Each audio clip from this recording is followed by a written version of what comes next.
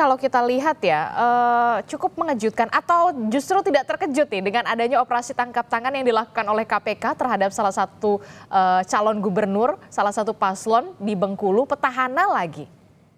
Iya, kalau kita perhatikan sejarah pilkada di Indonesia, OTT yang dilakukan oleh KPK terhadap calon kepala daerah berstatus petahana ini bukan yang pertama ya. Mhm. Pada tahun 2017 bahkan KPK pernah melakukan OTT terhadap 9 petahana. Hmm. Dan itu berlangsung pada saat proses pemilihan kepala daerah sedang berjalan. Mhm. Kita tahu beberapa kasus misalnya cukup kontroversial ya, ada di Lampung, ada di Maluku Utara, dan banyak daerah lainnya. Mhm. Tetapi pada waktu itu publik mendukung prosesnya karena kenapa?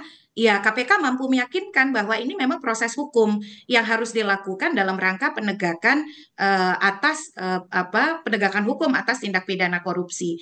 Jadi saya kira kalau ini sebuah penegakan hukum dan itu dilakukan terhadap seorang petahana, ya memang akan selalu ada dua sisi ya, kontra, pro dan kontra Mhm. begitu. Tetapi yang akan menjawab apakah ini ada aspek politik atau tidak, ya proses penegakan hukum yang terbuka, transparan dan akuntabel. Mhm. Bagaimanapun penegakan hukum yang berkeadilan itu tidak boleh terhenti hanya karena proses pilkada sedang berlangsung. Mhm. Justru kalau terhenti yang akan dirugikan adalah publik atau warga sendiri di daerah tersebut. Mhm. Dan kalau kita bicara Bengkulu, ini bisa dikatakan hat-trick ya terkait dengan OTT terhadap petahana Mhm. atau terhadap gubernur yang sedang menjabat. Mhm. Sebelumnya kita juga tahu ada kasus pidana korupsi yang melibatkan Gubernur Agus Rin, lalu yang setelahnya juga ada Ridwan Mukti begitu, dan sekarang harus terjadi lagi kepada petahana Rohidin Marsya. Mhm. Apakah ini berkaitan dengan misalnya politisasi,